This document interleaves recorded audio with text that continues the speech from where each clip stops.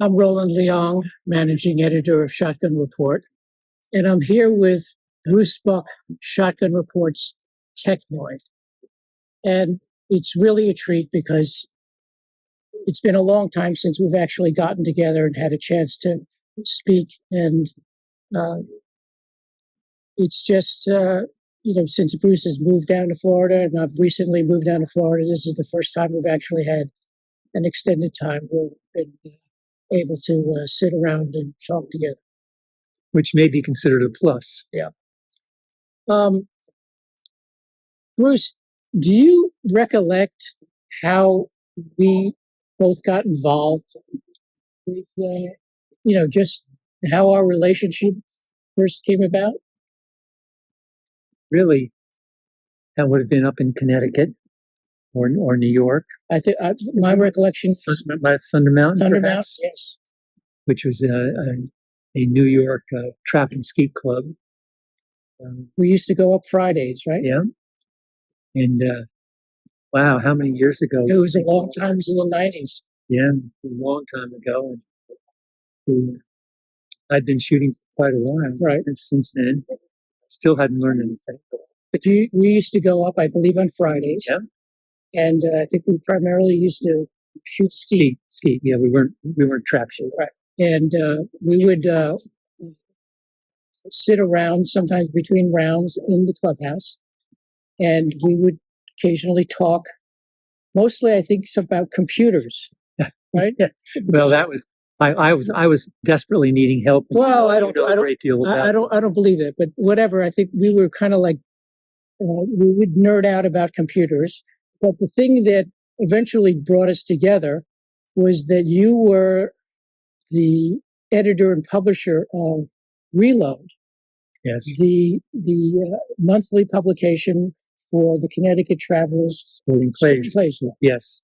And you would bring the latest copy of Reload to the Thunder Mountain and leave it on the table for people to read. Well, also in a fit of hubris, I would send copies of the newsletter to all the magazines. Should I tell a story about how I got started? Sure. The girl I was dating in New York City at the time said, Bruce, I want you to go down to Balducci's and buy half a dozen pheasants for our dinner. We're going to have a nice big dinner. So I went down to the store in New York and I was asking him about buying some pheasants to take. And one of my buddies came in. He says, Bruce, what you doing here? I said, well, I'm buying pheasants for Kathleen's dinner. And he says, Bruce, you don't buy pheasants, you shoot them. And I said, oh, I knew nothing about any of this. He said, I belong to a club in Connecticut that has pheasants that we can shoot. Why don't you come with me this weekend and we will shoot your 6 pheasants and you'll have a good time. I said, well, that sounds great. He says, what kind of shotgun do you have? I said, I don't have any shotgun. I've never shot a shotgun. He says, we're going to go to Abercrombie and Fitch and get you a shotgun. That was when Abercrombie still sold shotguns. So we go there. And I remember going up to fellow John there, and I said, hello, I would like a shotgun capable of taking 6 pheasants. And he actually kept a straight face. And he gave me a Remington 870 20-gauge pump gun. So I bought that, and I took it pheasant shooting. And I actually, out of the 6 pheasants, I actually got 1. My friend, of course, got the rest. And then I put the gun in the closet, and it sat there for about half a year. And then my friend called me up and he says, Bruce, you still have your shotgun? I said, yes. He says, come and shoot with me. Let's go shoot some skeet. And I said, what's that? So we went and we shot American-style skeet. And I sort of enjoyed it. I got into it a little bit, and I shot skeet for about 6 months. And then one day I'm down at Fort Dix, which at that time had ranges open to the public, and I'm shooting skeet. And I see way down at the end of the line of skeet shooters, the skeet stations, there was another group shooting skeet. And I said, what are they doing down there? And they said, oh, they're international skeet shooters. They don't have anything to do with us. And I said, oh, let me go down and take a look at that. So I went down, and they explained to me that international skeet, the order you shoot is a little different. Targets are the same, but they go further. They go about twice as fast. And you start with the gun down at your hip. And you when the bird comes out, you raise it and try to shoot it. So I said, okay. And I tried it. And the first bird that came out of the house, I actually hit for some reason. And I was hooked. And that was my start of international skeet was all I shot. And I ended up in 72, 76, 80, and 82 going to the Olympic trials in this vain hope of actually getting a spot on the Olympic team because I was pretty good at it.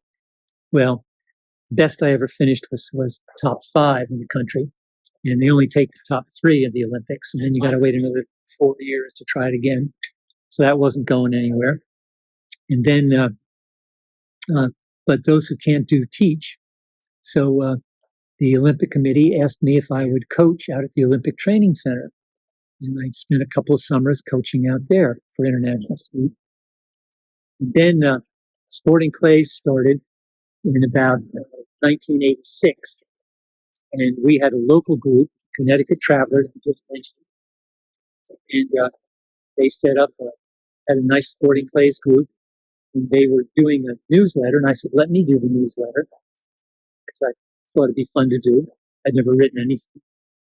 And so I had 3 main characters. I had the judge who talked about the rules, Miss Manners, who talked about what you really should be doing, and the Technoid who talked about the technical junk.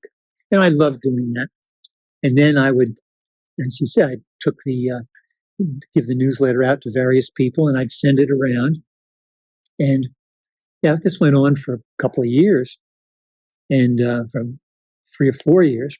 And then one day I get a letter from one of my friends started a little newspaper. It said Ken Gagnon. He said, Bruce, can you write for it? Do a little technical column. And I said, sure, I'll do a Technoid column for you. And that lasted a little bit. The paper didn't go too far, but started out. And then I get a letter from Shooting Sportsman saying, we're looking for a book reviewer. Would you care to apply for the job? And I said, sure, send me a book to review. So they sent me a book, and I reviewed it, sent it back, and they said, you're hired. It's done. And I said, oh, that's great. So I started doing book reviews. This was 25 years ago for Shooting Sportsman. And after a little bit, the fellow who was doing the gun reviews decided to work on something else. So I got the gun review column, and I started doing gun reviews for them. And Shooting Sportsman had these reader-writer shoots where they would go to the fanciest places all over the world, fanciest bird shooting places. And the deal was that you got to go with one of the writers from the magazine. Well, I was a writer, blamed with this. So I would go on all these fancy trips, and I loved doing that. While I'm doing that, Clay Shooting USA contacted me and said, would you like to can you do a column for us? And I said, sure, I'll do a Technoid column for you. So there I was writing about shotguns for Shooting Sportsmen, for taking trips to hunt birds all over the world at the behest of Shooting Sportsmen, and doing a monthly column in Clay Shooting USA. And I did that. I shot for Shooting Sportsmen for 25 years and for Clay Shooting for 21 years. And when I turned 82, about 6 months ago, I retired. Going back to our relationship, those copies of Reload that you used to leave at Thunder Mountain, I would read in and about 1995. The internet was starting to happen. And I remember saying to you, Bruce, how about giving me a copy of Reload and allowing me to repost Reload on my website? I have a website called Shotgun Report. And, I'd like to get this Reload that you are publishing out on the internet. And I remember you saying, well, I don't know what this internet thing is really. And, I don't know what's going to happen to it. And I said to you, well, I understand that you don't understand or know what's going to happen, but there's really nothing that you have to do. All you have to do is say, okay, and, send me, a digital copy of what you printed every month, and let me take care of the rest. And ultimately you said, okay. And that's how Shotgun Report essentially started, was to basically reposting copies, editions of Reload. And that was back in 1995. Now, And that's, by my calculations, approximately 28 years ago. So we've been doing Shotgun Report 28 years. sure. And I'll answer the occasional question. Yeah. Shotgun Report, if somebody has a question, they can mail it in. And Yeah, email. Yeah, we will still accept emailed inquiries to the Technoid if you have questions about shotgunning or shotguns. remember, bad advice is better than no advice at all. And Well, sort of. yeah, and what's the Technoid say? Never. Often in error, never in doubt. Yes. And So you've covered how you got involved in what types of you pretty much covered that you were primarily involved with international skeet for competition shooting. Did you do any other types of shotgun shooting on a, I'll use the term, formal basis? yes, I shot when Sporting Clays started in '86 in the Connecticut Travelers. Did that. I started to enter Sporting Clays shoots. Had some luck at that. Was state champions and that sort of thing. Okay. I was good, but I wasn't that good. What types of shotgun shooting did you like the most? Oh, hunting. Okay. Any particular type of quarry that you liked? Yes, I enjoyed driven grouse in Scotland and driven red-legged partridge in Spain. Those are my favorites. That's not something you get to do all the time, but those were great. And then hunting for ruffed grouse in the woods in Canada was extremely rewarding. Well, less rewarding. I mean, it was fun to do. You didn't get a lot of grouse, but it was fun to do. You also authored some books. How many books did you write? Well, just one. Okay. Just one book, Shotguns on Review. And what I did there was Shooting Sportsman asked me if I could take a number of the gun reviews, in this case 38 of them, that I had done for the magazine, rewrite them, bring them up to date, and publish them as a book. So I did that, and it's still available on Amazon. Okay. It came out in 2011. And I had fun. I started off with a couple of paragraphs about how I got started. Interesting chapter on how to buy a used gun and some stuff like that. What would be your money no object shotgun? Oh, that's a toughie. That's a toughie. I really don't know. I might just go with one of the British bests, a pair of them, of course, to just because I'd never had one of those, and it's not likely to come my way. Are they better or do they last longer than anything else? No, I don't think they do. Right. I think being handmade, they require a little more attention, but it would just be nice just to have one.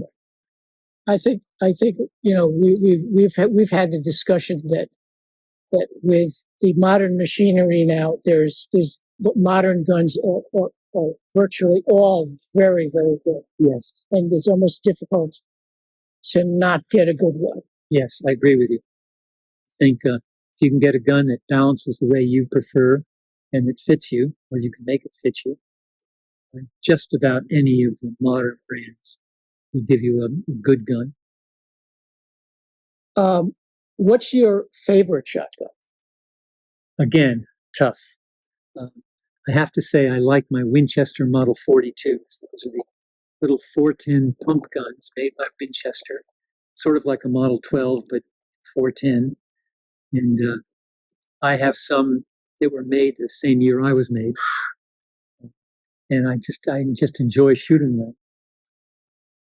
Are they better than anything else? No, they're not. I just a little bit of history there. I enjoy them. What do you look for when you first pick up an unfamiliar or a new shotgun? Balance. To me, balance is the key to it. If gun fit, you can always change the stock a little bit. But changing the balance of the gun, and I'm not just talking about adding weight to the stock or something like that. I'm talking about the lively, when you check the balance of the gun, you hold it down in your hands. You don't mount it. Hold it down in your hands and teeter-totter it back and forth. That gives you a feel for where the balance on the gun is. With lighter guns, I like the balance to be a little more forward. Heavier guns, I like the balance to be a little bit more in the middle. But balancing on the hinge pin, you can't do it that way, because take a broomstick and two bricks. Put a brick on each end of the broomstick. It weighs a certain amount and it balances in the middle. And it's hard to start it swinging and hard to stop it swinging. Take the same two bricks, put them in the same broomstick, but right in the middle. Now it still weighs the same, still balances exactly in the middle, but now it's fast to start and fast to stop. So the balance point hasn't changed, but the way the gun handles has changed remarkably. So you can't trust balance point on a shotgun. And again, you personally check balance by picking up the shotgun and teeter-tottering it in my hands, holding it away from my body and teeter-tottering it to feel the balance. That's how I like to do it. And that's a absolutely personal evaluation. Everybody would have a different feel for right. That. There's not a right or a wrong. It's the same thing with barrel length. There's not a right or a wrong. It's what you like. And I think for a new shooter, you'll have a better chance just borrowing guns until you find one that seems to suit you, and then go get one like that. If you're an established shooter, you've got to have the gun that fits you right away, because you can't adapt to the gun you've already learned how to shoot. I think the key for your comment for the key to a new shooter is try a number, if you have the opportunity. Borrow everything you can borrow. Rent everything you can rent. Try everything. Don't go out and buy a gun and try to learn to shoot it. That's not the best way. I think we covered what the most important thing for you in the shotgun is. Now that you're retired from writing, what's in your immediate future? Oh, I enjoy shooting fun sporting clays and I have a number of different guns, so I like to exercise each one, differently.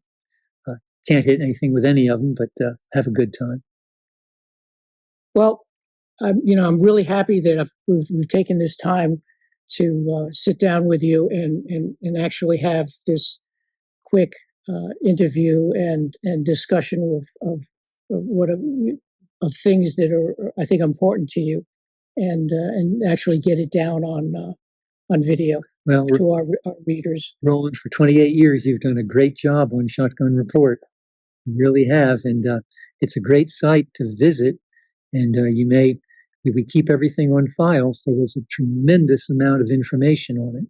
Yeah, I think if people are interested, we've pretty much over 28 years pretty much covered every question. Thanks a lot, Bruce. It's great seeing you again. I hope to see you many more years now that we're a little bit closer. Thank you, Roland. It was my pleasure.